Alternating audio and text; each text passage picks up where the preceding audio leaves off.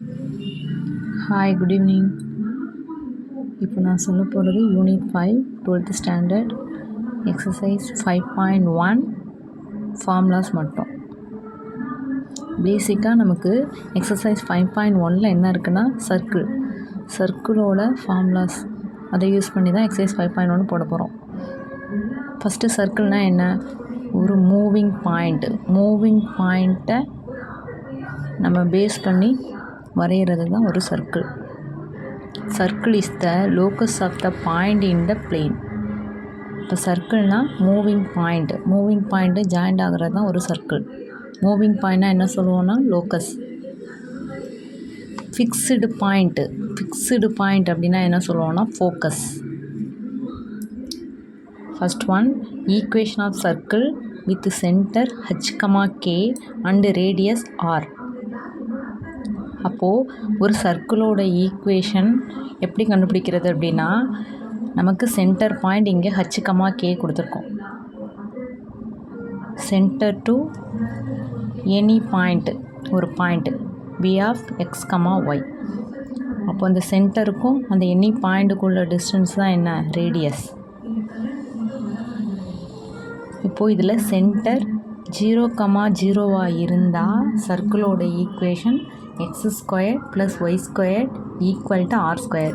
Centre h, k இருந்தால் x - h² + y - k² = r². இப்போ 5.1ல் centre 0,0 இருந்தால் இந்த ஃபார்முலா, சென்டர் h, k இருந்தால் இந்த ஃபார்முலா யூஸ் பண்ணுவோம். Next general equation of a circle. இப்போ சர்க்கிளுக்கு இது third formula, x² + y² + 2gx + 2fy + c = 0. அப்போது ஒரு சர்க்கிளோட ஈக்குவேஷன் இது கொஸ்டின் ஃபார்மேட்டில் தான் நமக்கு இந்த ஃபார்முலா எழுதியிருக்கோம். கொஸ்டின் இதை பேஸ் பண்ணி தான் நமக்கு கொஸ்டின் இருக்கும். உங்களுக்கு ஈஸியாக ஃபார்முலா மைண்டில் வச்சுக்கிறதுக்காக நான் அப்படி சொல்கிறேன். இப்போ ஃபஸ்ட்டு பாயிண்ட் என்ன நோட் பண்ணியிருக்கேன்? ஒரு சர்க்கிளோட ஈக்குவேஷன் எப்படி இருக்கணுமா? It is an equation of degree 2. Degree கண்டிப்பாக என்னவாக இருக்கும்? 2வாக இருக்கும். கோஎஃபிஷியன்ட் ஆஃப் xy = கண்டிப்பாக 0வாக இருக்கும். அப்போ xy டேர்ம் அங்கே இருக்காது. இருந்தால் என்ன எடுத்துக்கணும்? =0ன்னு எடுத்துப்போம். அடுத்தது next coefficient of x² = coefficient of y². இது ரெண்டுமே கண்டிப்பாக நமக்கு ஈக்குவலாக தான் இருக்கணும். இங்கே 1 இருக்கா? இது மாதிரி ஈக்குவலாக இருக்கணும்.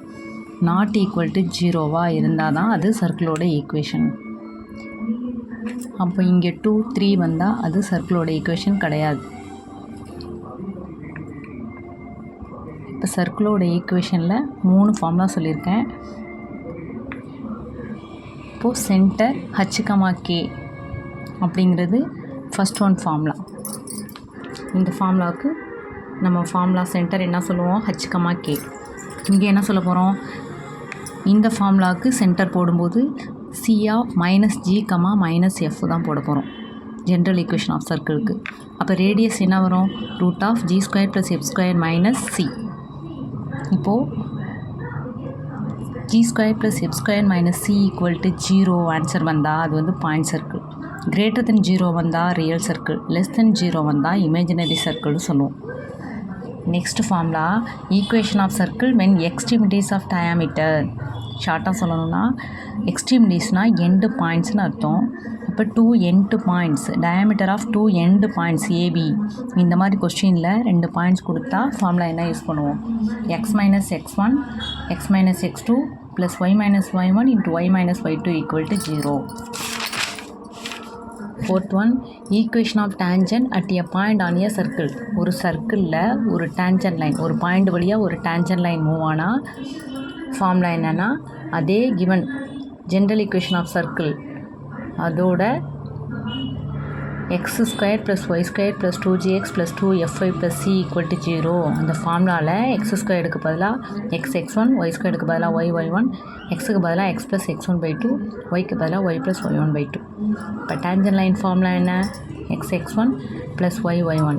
xக்கு பதிலாக yக்கு பதிலாக x²க்கு பதிலாக y²க்கு பதிலாக அப்படியே என்ன பண்ணியிருக்கோம்? சேஞ்சஸ் பண்ணியிருக்கோம். அப்போ இதுதான் நமக்கு ஃபார்முலா. இந்த ஃபார்முலா எப்போ யூஸ் பண்ணுவோம்? ஒரு சர்க்கிள் வழியாக ஒரு டேஞ்சன்ட் லைன் மூவ் ஆகும்போது. Next 5th point, given circle equation straight line equation ரெண்டும் கொடுத்தா கண்டிஷன் நமக்கு என்னென்னா c² = a² × 1 + m². இப்போ இந்த ஃபார்முலாஸ் மட்டும் நீங்கள் நல்லா பார்த்தீங்கன்னா 5.1 தரவாக போட்டுடலாம்.